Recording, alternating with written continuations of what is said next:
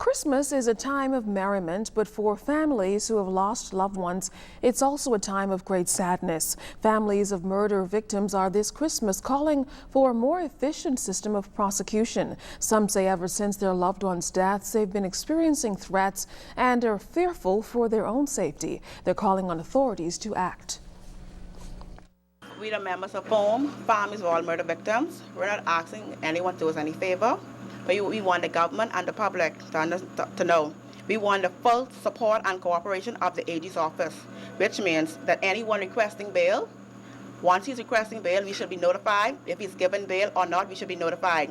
It should never be an element of surprise, whereas when we go out our doors, we see the person who would have been charged with harming, attacking, or murdering our loved one. We want the full cooperation of the AG's office. We don't want no more retaliation. We don't want no bloodshed. And only way this could come together if everybody stand together and do their part, whether it be F&M, DNA, PLP, it'd be the Catholics, the Anglicans, the Baptists, it'd be the school teacher, the garbage truck men, whoever it is. Let's band together because murder affects everyone.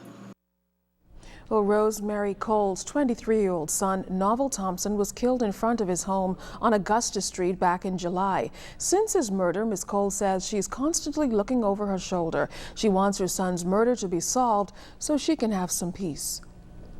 I forgive the person, if whoever do it, if they could come to the out and say who do it, I will feel good. Because the police get them, then they'll get locked up. You know what I mean? But I get nothing to go on with. It feels like you, as the victim's family or friends, you're not safe, you're not comfortable. I feel like if your loved one is murdered, you should be okay and feel comfortable to go around the court to watch the perpetrator arrange for your loved one's attack or murder. Yeah. Calling on the parliamentarian, the police force, the churches, every individual to come together as one so that we could stop this. Enough is enough. You know, we don't need another murder senselessly. We need to bring closure. The 12-year-old boy accused of having unlawful sex with a 7-year-old girl last year is expected to have his day in court soon. The youngster appeared in the Supreme Court yesterday before Acting Justice Wayne Monroe, who adjourned the matter to January 11th of next year when a date is to be set for trial. The boy has denied the unlawful sex charge and is out on $1,000 bail. He has a 5 p.m. curfew. 2 young men accused of robbing tourists at gunpoint arraigned in the magistrate's court today. They are 20-year-old Gamble Heights resident Stephen Green and 18-year-old Flamingo Gardens resident Anthony Green. The duo is accused of using a taser and a knife to rob 2 people on separate occasions. They are alleged to have robbed a victim of a $5,000 Chanel watch. Court papers also allege that the youngsters broke into the room of Joseph Martineo, who was staying at the Wyndham Hotel in Cable Beach.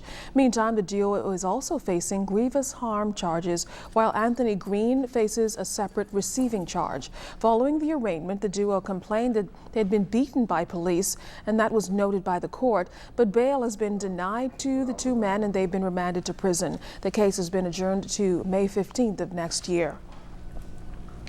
Well, Santa's helpers abandoned their sleigh and cruised to the Bahamas to make Christmas a little brighter for a number of young children. The Florida Caribbean Cruise Association hosted its annual Christmas party today for a number of youngsters, treating them to a number of gifts along with a special visit from Santa. On hand for the special occasion was Social Services Minister Melanie Griffin, who served as minister when the event started 9 years ago. She says she's pleased that the Florida Caribbean Cruise Association returns each year to ensure that these children have a Merry Christmas.